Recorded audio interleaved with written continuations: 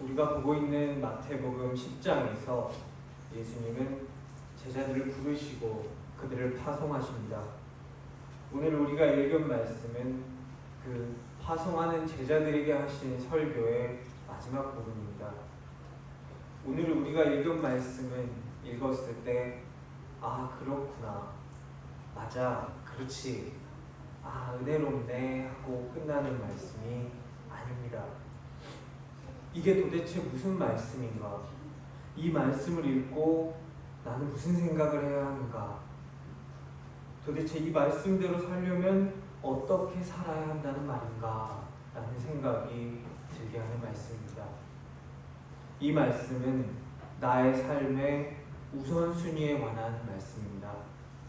우리는 우선순위에 관한 다른 성경 말씀들을 보았습니다. 이 말씀이 반복해서 등장하는 이것이 예수 믿는 사람이 해야 할 일이다라는 것을 우리에게 말해주고 있습니다.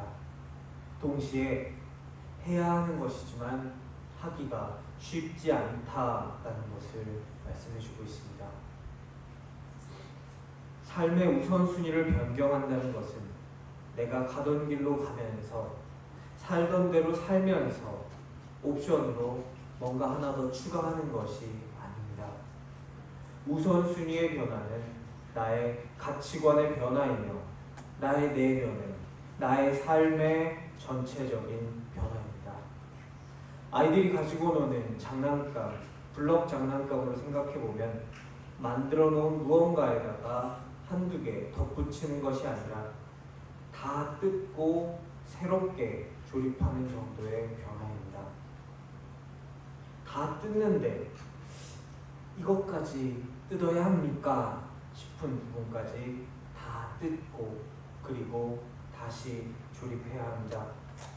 오늘 마태복음의 말씀은 성령님이 마태를 통하여 우리에게 주신 말씀입니다. 그리고 동시에 마태가 있는 마태 교회에게 주신 말씀이기도 합니다. 마태 교회는 유대인 출신 교인들이 많았습니다. 유대인들의 삶은 회당이 중심이었습니다. 집이 망가져서 집수리를 맡길 때에도 회당에서 만난 사람에게 맡기고, 밀가루를 하나 사고 기름을 한 병 살 때에도 회당에서 본 사람 집에 가서 삽니다. 재판과 행정이 회당을 통해서 이루어집니다. 결혼과 장례, 구제 등 삶의 모든 것들이, 모든 사회생활이 이 회당에 얽혀 있습니다. 그런데 마태교회의 사람들이 예수님을 믿고 따르기 시작합니다. 그러자 회당에서는 이들을 배척합니다. 박해합니다. 이들을 저주하는 기도문을 만들어서 예배 시간마다 읽습니다. 그리고 끝내는 회당에서 쫓아냅니다. 마태교회의 사람들은 회당 공동체로부터, 마을로부터, 그들의 가족으로부터 배척당합니다. 그들의 삶을 구성하는 큰 네트워크가 끊어지게 됩니다. 이때 마태는 예수님께서 자신을 파송하시면서 들려주셨던 설교를 기억해냅니다. 맞아, 예수님이 나를 파송하시면서 이런 말씀 나에게 해주셨어. 이게 이런 때를 두고 하신 말씀이구나. 마태는 오늘 우리가 읽은 이 말씀을 통해서 예수님이 그에게 주셨던 말씀을 마태교회에게 전합니다.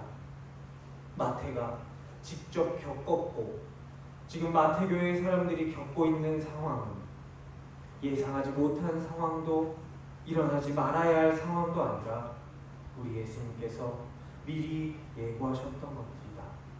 그리고 오늘날을 사는 우리에게도 우리가 예수를 따르는 사람이라면 일어나는 상황이다. 우리에게 말씀하고 계십니다. 오늘 예수님이 하신 말씀 중에 쉽지 않았던 부분, 사람이 그 아버지와 딸이 어머니와 며느리가 시어머니와 불화하게 하려 한다 라는 말씀은 미가서 7장 6절 말씀의 인용입니다.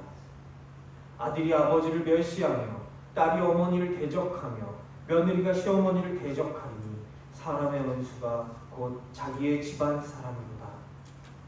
미가 선지자가 이 말씀을 한 상황은 이스라엘이 전적으로 타락했을 상황, 절망적이고 종말적인 상황입니다. 미가서 7장 이 말씀의 앞뒤 부분을 살펴보면 지옥도가 펼쳐져 있습니다. 끔찍해도 이렇게 끔찍할 수가 없습니다. 국가가 무너지고 사회가 무너지고 그래도 우리 가족은 남겠지라고 하는 것이 저 같은 일반적인 사람들의 기대입니다.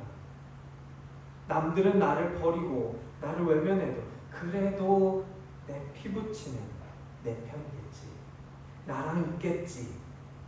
그런데 미가 선지자가 처해 있는 상황은 그 피부치조차도 서로가 서로를 배신하고 서로가 서로를 적대하는 마지막이라 최후의 보루라 믿었던 가족마저 무너져 있는 상황입니다. 절망적인 상황입니다. 예수님께서 미가서의 이 말씀을 인용해서 세상으로 보내는 제자들에게 들려주셨던 상황도 미가서의 상황과 크게 다르지 않았습니다. 마태교회의 사람이 예수님의 말씀을 듣고 있는, 오늘 10장을 펼쳐서 읽고 있는 상황도 같은 상황이었습니다. 복음을 받아들이는 곳에서는 하나님이 주시는 평화가 이루어집니다. 하지만 그렇지 않은 곳, 복음을 받아들이지 않는 곳에서는 분열이 일어납니다. 하나님 나라와 세상이 다르고 진리와 비진리가 다르고 신앙과 불신앙이 다르기 때문입니다. 이 둘이 적절히 타협해서 섞일 수가 없기 때문입니다. 그래서 누구는 받아들이고 누구는 받아들이지 못한 그곳에서는 오늘 말씀에서처럼 분열이 일어날 수밖에 없습니다. 우리 예수님은 가족 사랑과 부모 존경과 화평을 말씀하셨습니다. 그런데 그런 예수님이 오늘 말씀에서 검을 주러 왔다 말씀하십니다. 사랑하랬다가 원수랬다가 이게 앞뒤가 안 맞는 것이 아닙니다. 지금 처해 있는 이 원수가 될 것이라는 상황이 종말론적인, 이 세상이 이제 끝이 나가는 그런 상황이기 때문입니다. 가족을 사랑하지 말아라가 아닙니다. 부모 자식 간의 관계가 중요하지 않다가 아닙니다. 중요합니다. 그렇게 가르치셨습니다. 그러나 나보다 더 중요하지는 않다. 예수님과의 관계보다 그것이 더 중요할 수는 없다라는 의미입니다. 예수님의 가르침은 우리에게 도전으로 다가옵니다. 하던 대로 하고 그저 교회 다니니까 내 삶에 선행이나 한 숟갈 더 추가하는 것이 예수 잘 믿는 길이라면 참 쉬울 것입니다. 그런데 예수님은 돈이 그의 삶에 있어 최고의 우선순위인 부자 청년이 그에게 나아오자 네가 가진 것을 다 팔고 나를 따르라 말씀하십니다. 그것은 무슨 말씀입니까? 그의 삶의 최고의 우선순위였던 돈을 그 최고의 자리에서 끌어내리고 예수님을 그 자리로 올려두라는 말씀입니다. 그 최고의 우선순위의 자리를 하나님께 돌려드려라 말씀하시는 것입니다. 이것을 바꾸는 것이 아닙니다. 돌려드리는 것입니다. 우선순위가 아니었던 것을 강제로 힘들게 우선순위로 끼워 넣는 것이 아닙니다.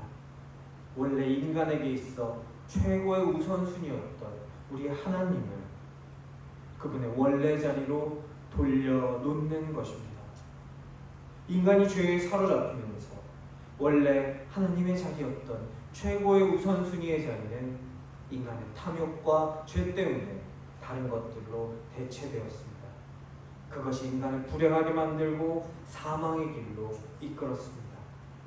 그래서 그것을 원래대로 다시 돌려놓는 것이 우리 삶의 우선순위의 변화인 것입니다.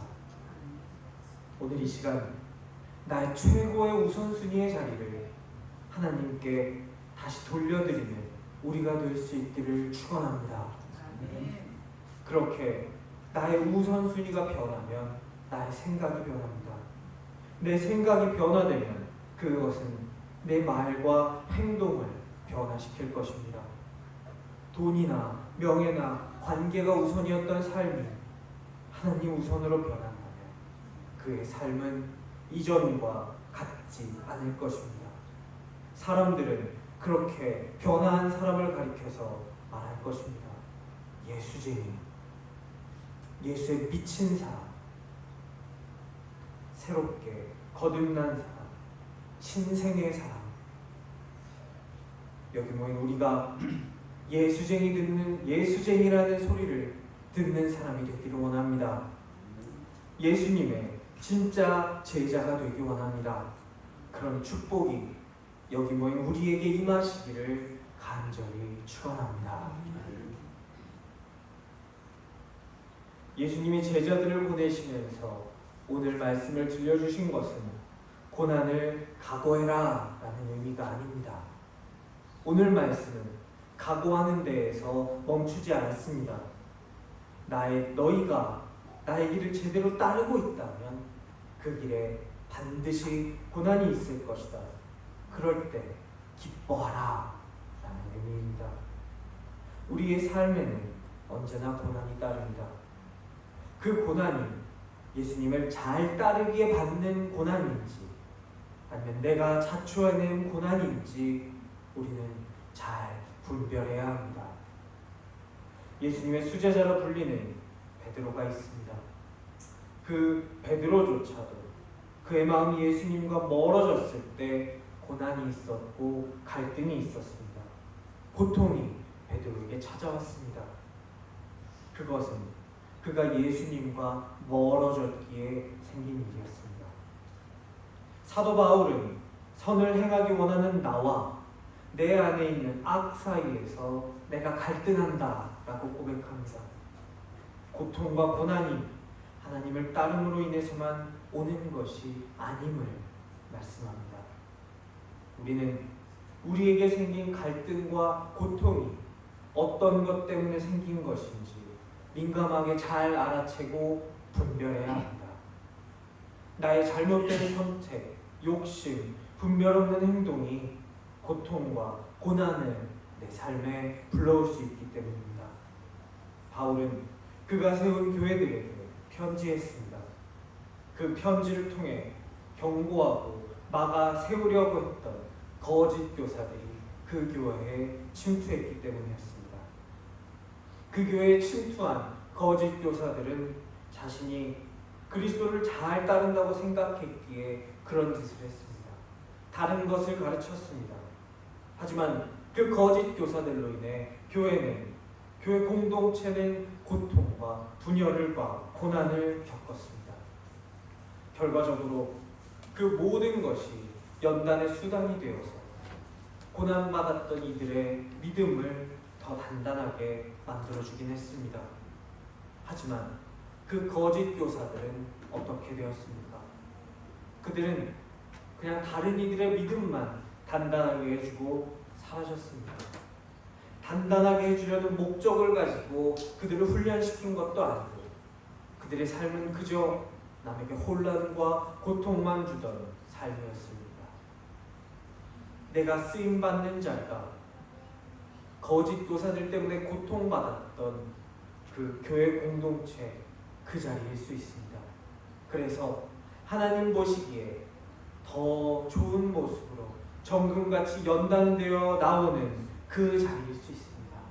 그러면 감사한 것입니다. 하지만 내가 서 있는 나의 자리가 거짓 교사의 자리일 수도 있습니다. 거짓 교사들은 자기가 하나님을 잘 믿는다고 생각했습니다. 그들이 전하는 것이 그 잘못된 부분이 진짜라고 착각했습니다. 하지만 그것은 그들의 착각일 뿐이었습니다. 거짓 교사들이 맺은 것은 생명의 열매가 아니라 고통과 혼란뿐이었습니다. 여기 모인 우리 각 사람이 서 있는 자리가 거짓 교사의 자리가 아니기를 소원합니다. 나의 열심이 최상급 포도가 아니라 먹지도 못할 들포도를 맺는 열심이 아니기를 소원합니다. 내 고통이 어떤 것으로부터 왔는지 분별하시기 바랍니다. 하나님께 이것을 분별해달라고 구하시기 바랍니다. 제 마음을 울렸던 설교 중에 어떤 목사님께서 이런 말씀을 하셨습니다. 우리가 예수를 잘 믿기 시작할 때 우리 곁에는 십자가 같은 사람이 하나씩 생긴다고 합니다. 이 사람이 아니고서는 내가 깨지지 않고 나의 자아가 죽지 않기 때문에 내 우선순위를 바꾸지 않으려고 버티기 때문에 그런 사람이 내 옆에 생긴다고 합니다. 그것이 내 자식이든 남편이나 아내든 친구든 직장 상사건 누가 됐던 우리의 생명을 갉아먹어서 우리의 생명을 버리고 싶게 만든다고 합니다. 고통스럽고 혼란스럽게 만든다고 합니다. 우리가 서 있는 삶의 자리가 누군가를 고통스럽게 만드는 거짓 교사나 누군가의 연단에 사용되는 악역의 자리가 아니라 연단 받는 사람의 자리, 그래서 주 앞에 정금같이 나아오는 사람의 자리가 되기를 축원합니다. 자기 십자가를 지고 예수를 따르는 예수님이 말씀하신 그 합당한 삶을 사는 저와 여러분 되시기를 기도합니다. 우선순위의 변경은 쉽지 않습니다. 나의 십자가를 지고 죽을 각오로 따르는 십자가의 길도 쉽지 않습니다. 하지만 그 길의 끝에서 예수님은 우리에게 상이 있다 말씀하십니다. 오늘 말씀 40절에서 42절의 말씀을 보면 영접하면 상이 있다 말씀하십니다. 아이고, 이건 좀 쉬워 보인다. 내가 선지자가 아니더라도 선지자의 상을 받을 수 있고 내가 의인이 아니더라도 의인의 상을 받을 수 있겠다. 앞에 말씀 어려운데 요거는 할 수 있겠다라는 생각에 말씀을 읽다가 잠깐 설레었었습니다. 하지만 40절 이후에 등장하는 영접한다라는 말씀은 단순히 집 안으로 들여서 맞이하는 데에서 끝나지 않습니다. 냉수 한 그릇 대접하고 밥을 차려주고 묵을 수 있는 숙소를 주는 것이 오늘 말씀에서 나온 영접한다라는 것의 전부가 아닙니다. 영접한다라는 것은 제자들이 전하는 메시지를 수용하는 것입니다. 제자들의 메시지와 뗄 수 없는 예수님을 내 안에 받아들이는 것입니다. 그 예수님의 메시지와 함께하는 예수님의 인격도 내 안에 받아들이는 것입니다. 요한복음 1장 12절은 말합니다. 영접하는 자, 곧 그 이름을 믿는 자들에게는 하나님의 자녀가 되는 권세를 주셨으니 맞아들이고 믿는 것입니다. 나에게 오신 진리를 받아들이는 것입니다. 42절은 그 받아들여야 하는 사람, 이 작은 자 중에 하나다라고 말씀합니다. 예수님이 오셨을 때 그 시대의 시선으로 보았을 때 예수님도 예수님을 따르는 제자들도 작은 자였습니다. 여기서 작다라는 것은 크기의 작음이 아닙니다. 별 볼 일 없는 자, 가치 없는 자를 말합니다.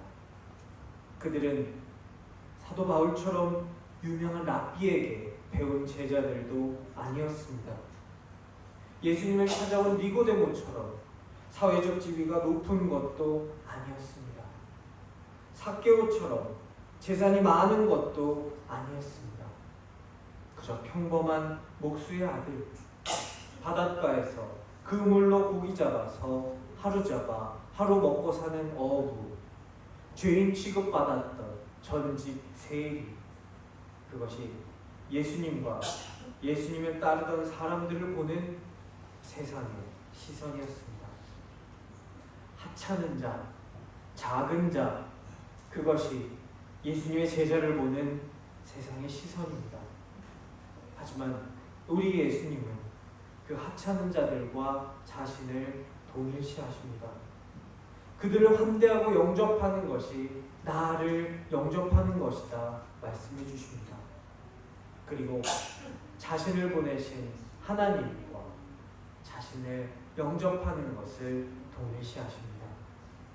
예수님의 이 말씀을 이어나가다 보면 작은 자들을 환대하고 영접하는 것이 곧 우리 하나님을 영접하고 환대하는 것임을 알게 됩니다. 교회에서나 우리 삶의 자리에서나 작고 하찮은 자들을 환대하는 삶을 우리가 살 수 있기를 축원합니다.